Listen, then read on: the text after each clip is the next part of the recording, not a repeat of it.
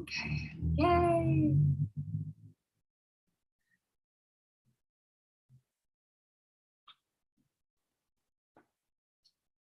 So we need awareness. We need self-awareness. That's why mindfulness, oh, just one moment.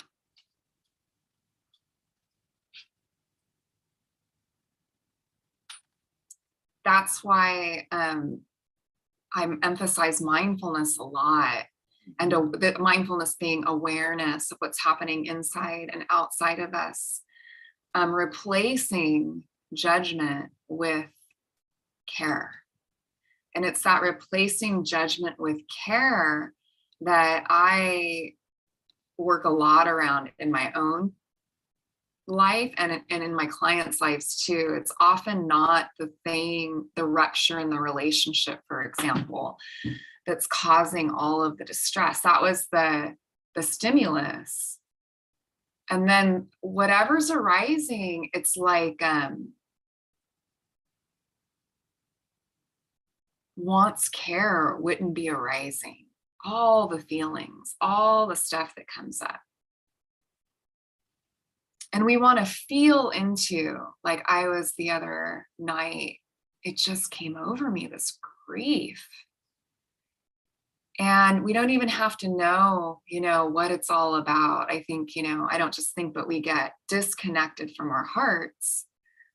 We get disconnected from ourselves by thinking about the feeling. And a lot of our practice here is about just learning to stay with what's coming up.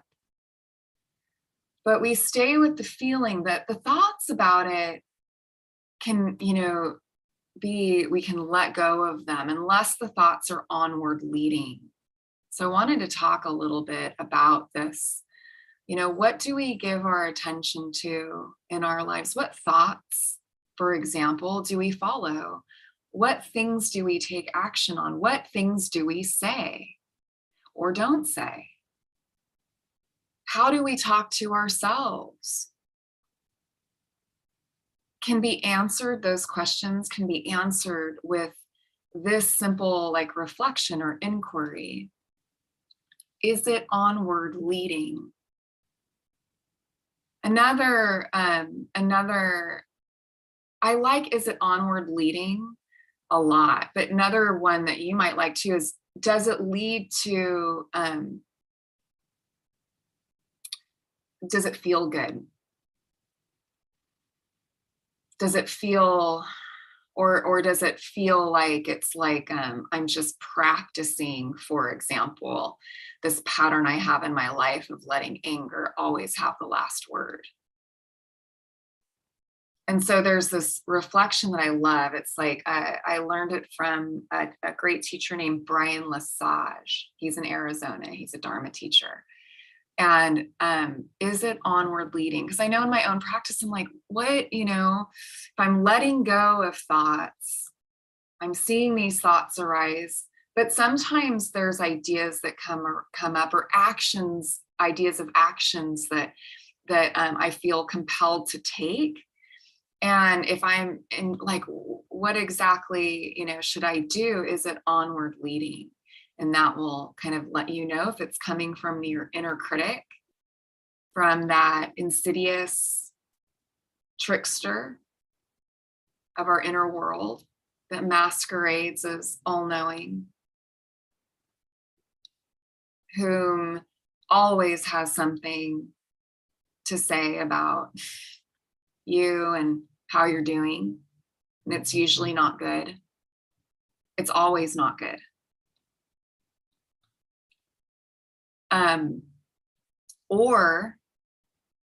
Or is it inclining? Is it coming from friendliness, from care? Is it going to lead to me being more happy, healthy, and whole? Will it lead to the other being more happy, healthy, and whole? Don't forget yourself. Okay, those of us who are empathic, highly sensitive, we care, we love, we take care. We take care, we help other people feel better. in our vocation or work in the world, or we're kind of that person that, we're good listeners, we're natural therapists in some ways, we're artists, we're creatives. It's easy. As a matter of fact, a lot of us have learned to over identify with what's good for someone else or what will have someone else feel better. And that's a slippery slope. So it's like part of reclaiming, reviving self-love is remembering ourselves. We are included in the equation, and we're at the center of it, actually. But we're also connected to others, and we recognize that interdependence. Self-love is not selfish, though it may feel selfish. But if we're thinking about what's onward leading, we may not be saying yes necessarily to something that feels easy, like or comfortable in the moment. I didn't want, like for me, I use this example a lot, but I didn't want to get on my bike, my in-place bike, my stationary bike. And it was just like, and it's not that unusual for me to just kind of have resistance about that, and so, but because, right, I'm choosing what's onward leading in my life for me, for my own well-being. Loving myself means in that moment, moving through my resistance and doing it anyway. And sometimes self-love means, as my Nana Stratton once talked to me about, put it on a shelf. If it's not onward leading, it's the same freaking conversation that you keep having in your mind about this person. And all it's doing is keeping you stuck in place. It's not onward leading. It's totally fine to put it aside or put it on the shelf. And I like both of these examples of letting go in more of a active way. Sometimes it falls away, but sometimes it doesn't. You know what I mean? It doesn't fall away. And our core issues do that, right? Our core issues with money, our core issues with our body, our core issues with our lovability, right? There's like all these core issues, they come to the fore. And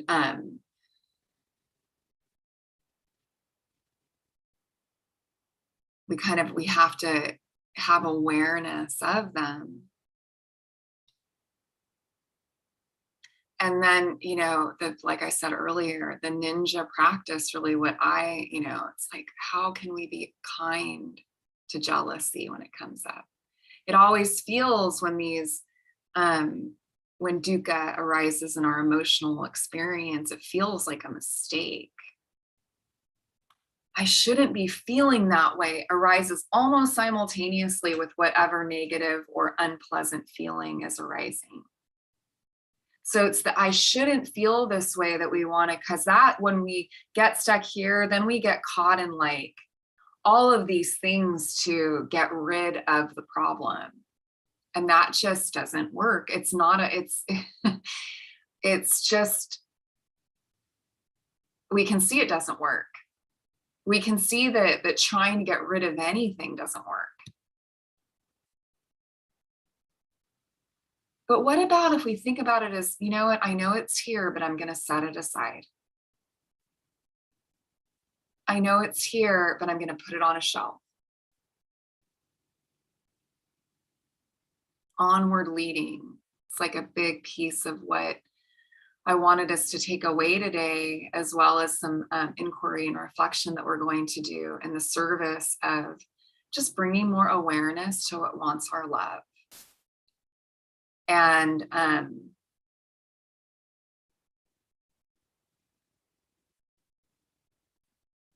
recognizing too, we'll be reflecting on, the aspects of ourselves that I was talking to a client. I work with a lot of healers, and I was talking to a client yesterday, and it was like, I'm like, oh, this is the shadow of like the shadows come up too in our work in the world.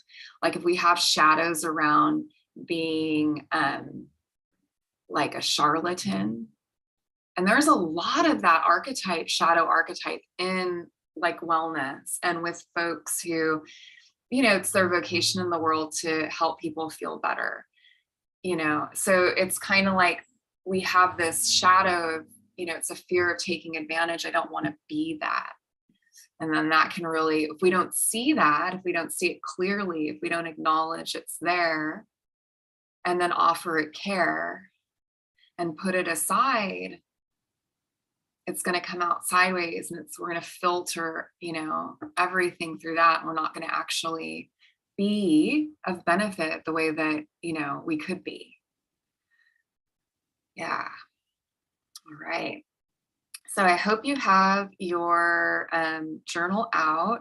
And I want to start with, we're just going to take a minute to write down the bones. So funny, Julie, with your intention. Writing down the bones. So part of the work that I do in Radiant, which is my program for healers and empaths. And we, self-love is like one of the essential pillars, and that involves awareness and love. So we're becoming aware of what's true for us, and then we're practicing caring about it, those two wings. Part of how we can get to know our own minds is by doing writing meditation. So there's sitting meditation that we did at the beginning of class, and then there's writing meditation. And I wanted to give you a taste of what writing meditation is like. And you've probably written your whole life. Most of my clients have at some point like journaled. They're still journaling, or it's a practice that, I know for me, my journal practice needs some revival.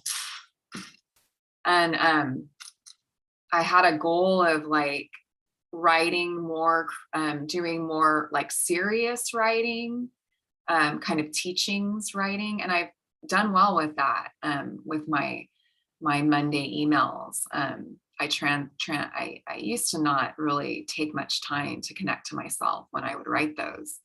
And now I really do. So I'm stoked about that. But what I've noticed, what has kind of come to the side for me, is my daily writing practice, which we're going to do here. And I'm going to join you. So writing down the bones, we're just going to start with like capturing first thoughts that are moving through the mind, through your pen. So whatever comes in, you're going to write it down. And we might start with, and keep your hand moving. When we're writing down the bones, we keep our hand moving. We don't let the pen stop, and we don't care if it makes sense. We want to just get what's in the mind on paper. Sometimes we don't even know what's on the mind until we start writing. So we'll take a deep breath and be connected to the body, connected to your pen. That's an important part of this process. And feel your pen moving on the page. Stay connected to your breath. What's on my mind now is, and then just keep writing.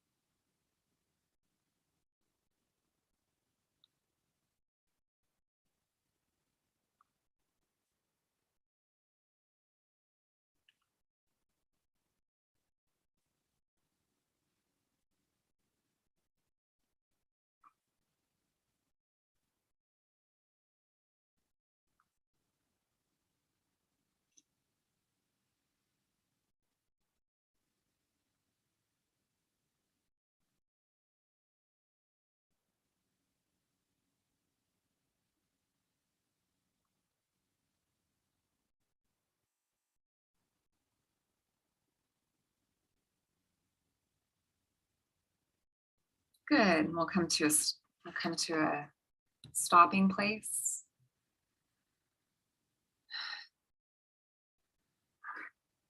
Oftentimes this kind of writing is really like kind of messy and big. Mine is. I like these. Any kind you can get. I do like these decomposition books with the spiral bind on the back. I like this. This to me is essential for any of these daily writing practice books. Because you can open them so easy. And then if they're the decomposition books, the pages can tear out.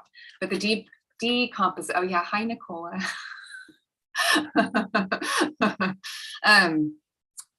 Nice to have you join us. We have some folks on YouTube too. I didn't send my emails out. They didn't go out the way that they were supposed to. So I wanted to, I got this. I thought it'd be nice to broadcast to YouTube too, because I knew there was value to what we're doing here today and that some of you really needed this. So I wanted as many of you to know about it as possible. But yeah, so I like these decomposition books with the perforations, not the ones that are already bound. But you might like those. But I really have a strong preference for these. And I use all different kinds. I don't, I get cheap ones because I need notebooks around for me to write in. And I also write my client session notes in them. But then, this one for your writing meditation practice. Remember self-love. It's a total practice, right? I don't know. Some days I feel like so caring towards myself and others, and my heart's open. And other days and other moments, really, I'm just hating myself or whatever. Like I'm hating on myself, or I'm feeling like a failure. I'm, and it's not about making those moments wrong. And with COVID and everything that's happened over the last few years, nothing is the way that it was. And we're all feeling, I think, a little kind of uncertain. Who am I now? What matters to me now? And I think that it's important for us to spend some time here and to recognize that even amidst the fact that it's all uncertain, it's always been uncertain. And that there's a refuge that we can tap into that isn't as bothered by all of the things going on. It's such freedom to know that peace is it's in the bones, it's in our bodies. Because we always, and breath, because, maybe the body, I don't know, the body goes through a lot of things, but we always have access to embodiment through the breath, and that there is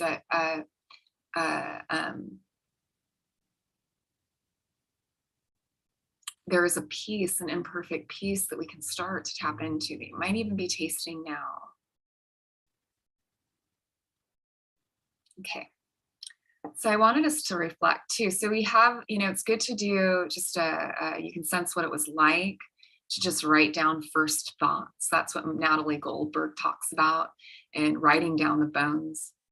Her book that was written in like the 1980s, that's just, I still pick it up and reread it. It's all underlined. And she's a Zen practitioner, and she studied with her teacher in New Mexico.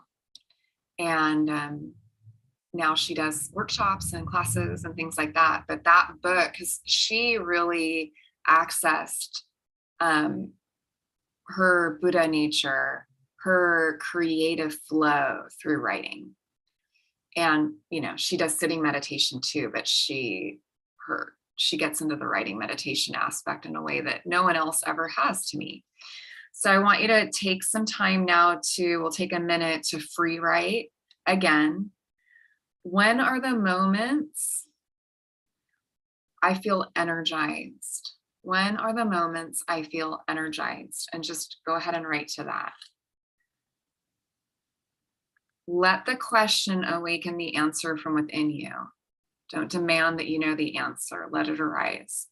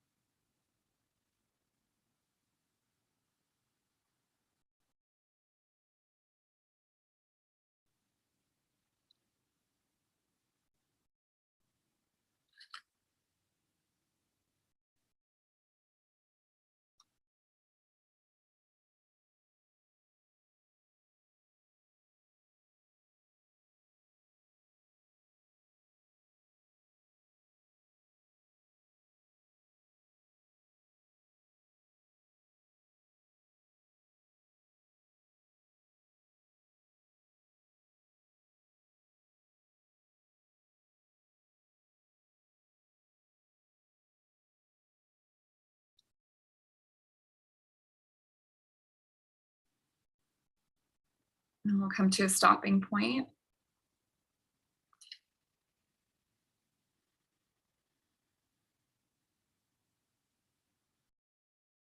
And it's so good. We're just going to take a moment to reflect on what was uncovered because there's usually insights that we have. We see things.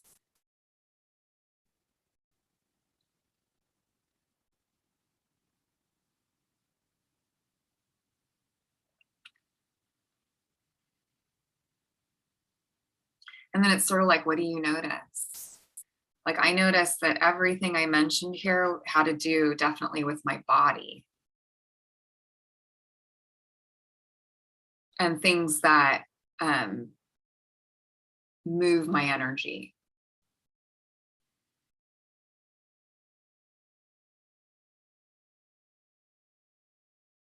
There's also like something that was interesting that surprised me was I feel energized when I have an open schedule and I don't feel any guilt about it. And that was kind of an aha for me. I didn't realize that sometimes I have an openness in my schedule and I feel guilt. We often have this kind of thing at the center of us in our culture, especially that I don't know, I hear it's different in Europe. I haven't been, but where in other parts of the world too, where we don't feel the need to fill all the moments with doing things, but we're here pulling ourselves up by our bootstraps. Productivity has been very emphasized in our patriarchal kind of, masculine energy, sort of, linear thinking world. And though that's not a bad thing necessarily, there's a lot that not doing anything and actually having that as a practice, like, can allow us to sense, well, it's also kind of like, well, I'm doing something. I'm not doing anything is what I'm doing. Suzuki Roshi said, you should always do something. You have to do something. Even if you're not doing anything, you should do it. I love that, because if we don't recognize it, we'll kind of have guilt creep in sometimes. And then we get busy. Sometimes we don't even do anything. We're not productive necessarily, but we're thinking about things and in some way doing in the thinking, letting the mind sort of dwell without bumpers. Oh, the unsupervised mind, whew, is usually not the happy mind. And so often we are not supervising the mind. It's okay. It's part of our practice to notice that. Oh, I'm away from the bone. I got carried away and come back. Okay, we're going to take a minute to write to when are the moments I feel most grateful or appreciative? When are the moments I feel most grateful? When are the moments I feel most appreciative? If grateful is not the best word, and you like appreciate better.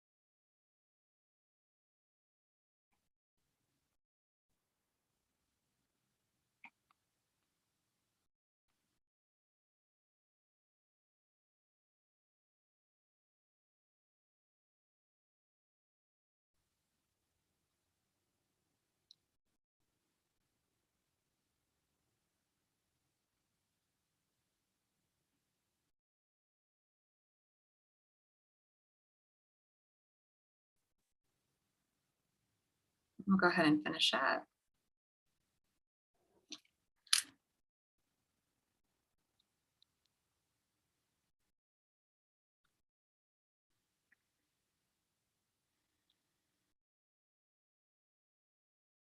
And then just taking a breath. It's so nice to do this together. It's so simple, but I'm really grateful to just be able to sit here with you and do this because it's just I've been not doing it on my own. And sometimes things are just easier to do together. That's why we have the Radiant Circle gatherings, because it's just a truth. It's like we need each other, even just to be together and hear what's being said, and just to be. But then it's like your game, having some time to do some like writing practice, to give to yourself, to be generous with yourself. This is like a act of generosity towards ourselves. And then anything that you noticed about gratitude or appreciation that you might not have noticed before.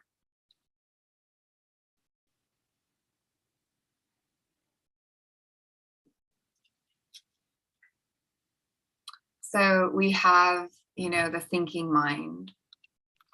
And it said that, and this is Rick Hansen said, the mind is like Teflon for good stuff and Velcro for bad. And that's not our fault, that we tend to dwell on what's not working, even though we know better, right? Even though we know better, because we've been doing work on ourselves for a long time.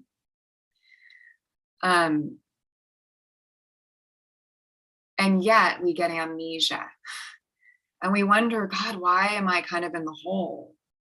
And we might look and say, oh, okay, my mind's been unsupervised for a really long time, or what I've really been practicing is self-loathing, or, whatever it is that we recognize and we realize. Once we see that, we can start to incline our awareness towards things like appreciation. Because we often, like what I realized when I did this writing, we don't clock it. We don't recognize that we're grateful for it. The recognition that we're grateful for it amplifies it. It's what is needed so that we can be satiated, so we can feel full. We might have an amazing life. As a matter of fact, if you're watching this, you do. Right? It's like we have so much in our lives that feed us and nourish us, but we don't eat it because we're waiting for the perfect meal that doesn't exist, that we've been sold. Well, the jig is up. It doesn't get better than this. And I say that with love. We have this moment. It's all we have. What do we pay attention to? Paying attention to what feeds, what nourishes, what is onward leading. It takes an exquisite sort of care. I am shitty ass at loving myself. Like if I were like, it's like, if I'm like, I don't know if I had to give myself a mark as like, am I a self-loving person? That doesn't even feel good to try on, because it's like, I'm never going to get there, but I can practice. That I know I can do, and you can too. And what we want to shore up in this like revival of self-love is remembering once again that these things are a practice, and all we need is willingness. And we can totally be, and we will be, madly imperfect, wildly imperfect. But it's like, how much grace do we let in the return? That's the place where we really could use help, and like we need guidance. And why I'm saying it is because, do we just give ourselves the grace to begin again? Trees do, dogs do, cats do, animals do. They don't have a second thought about themselves.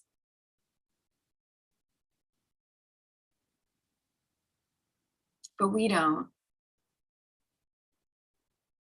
And our practice is in realizing that. Why do we feel bad? Why do we feel like there's something wrong with us? Well, because we've been believing it and practicing in the way that we hold ourselves away from the blessings that are already here in our lives. In all these different ways, we hold ourselves away. We don't even take time for stillness to actually receive what's here. Because on a deep level, it's like, oh, there's something I can't. It's like an undeserving or something. The good news is you don't have to wait to feel valuable and worthy. You can just be willing to practice and not have some idea of how your practice should be and how you should be feeling given all the years of practice you've already put in doing your different things. It's now. Closing the gap between where we are and where we think we should be. Letting ourselves have the grace of beginning again, and given the grace of beginning again, given this moment, having all kinds of possibility. What do we pay attention to? What do we pursue? What thoughts do we pursue? What activities do we pursue? What conversations do we pursue?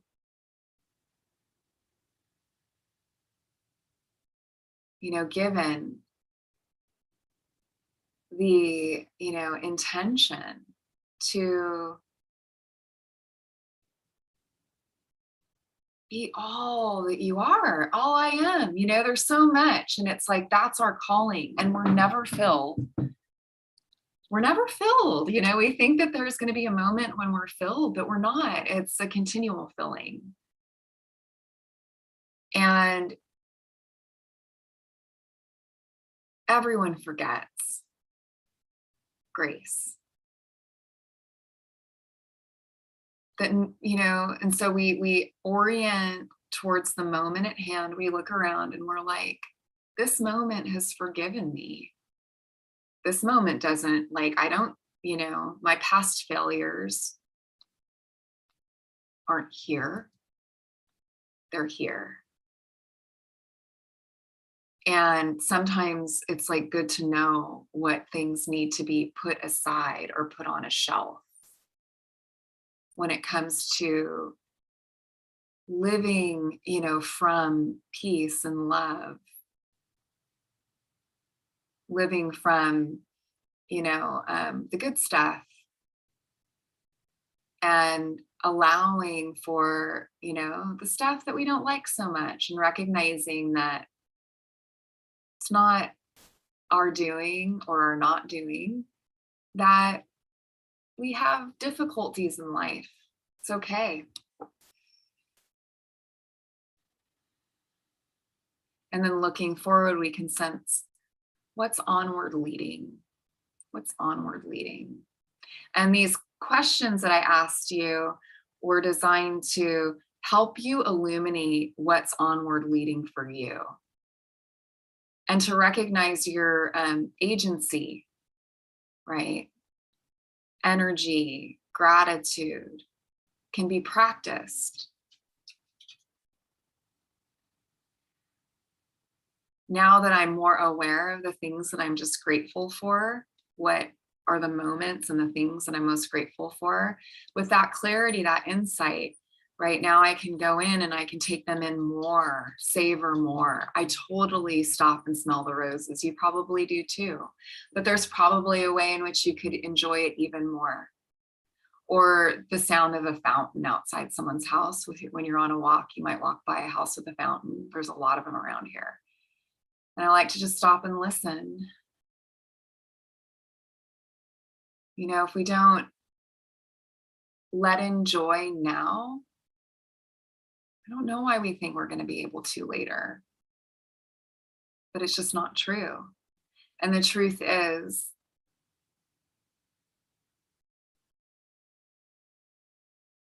there's no need to hold back. I don't care what's happened in the past. That's grace. That's grace. I have a Dharma talk about grace somewhere on YouTube. You can find it.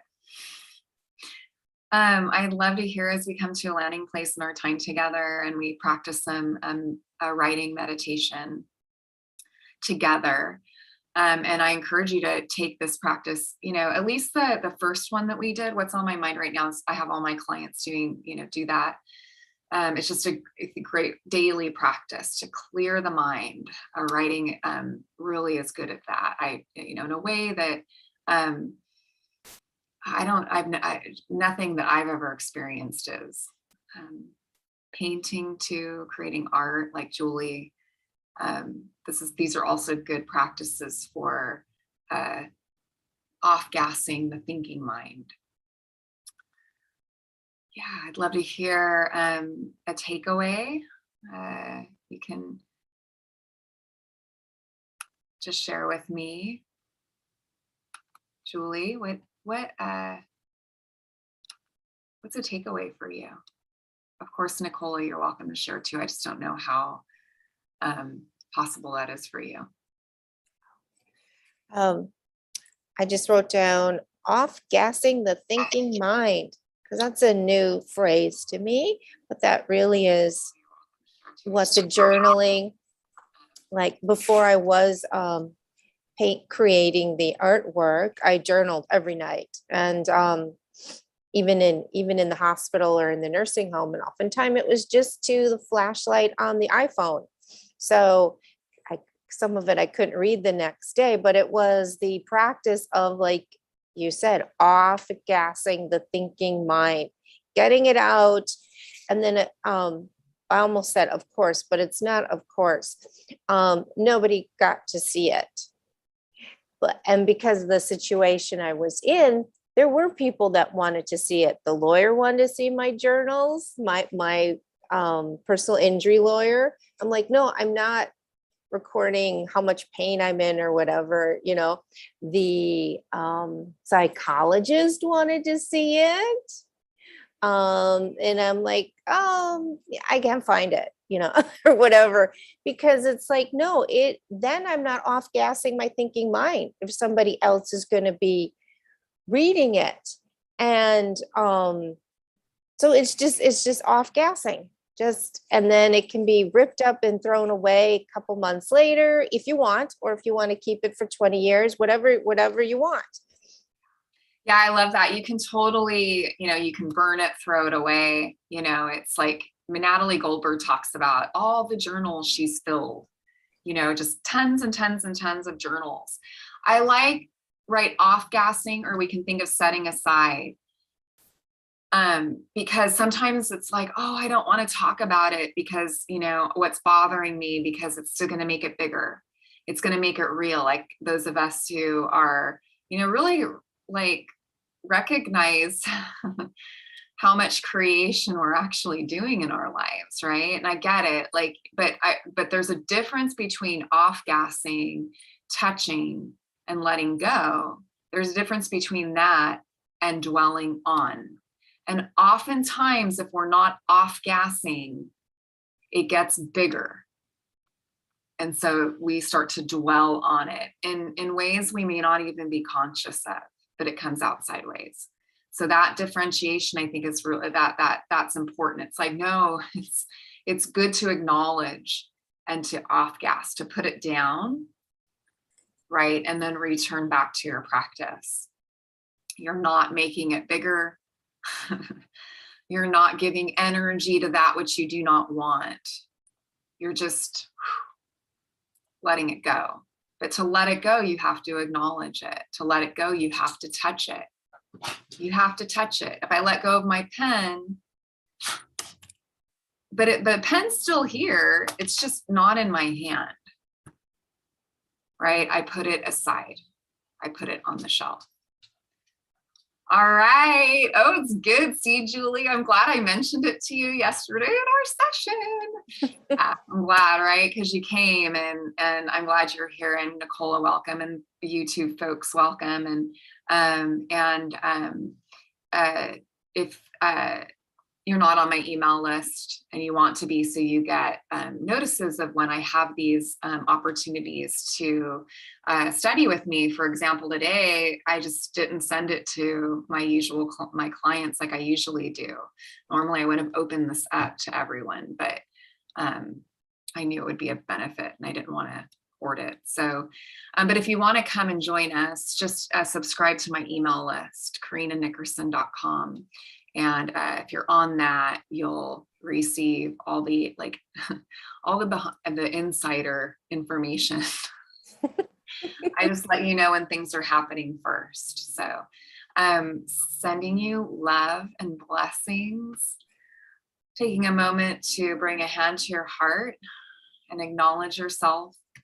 It's a practice, right? Being proud on you is a practice. It might even make you uncomfortable, but you're worth the work.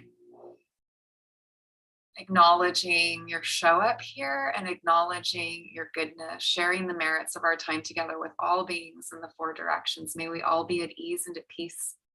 May we all feel safe and free from inner and outer harm.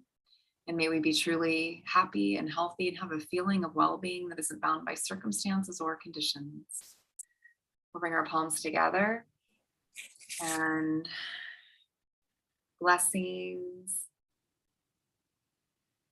Namaste. Mwah. Namaste. Bye.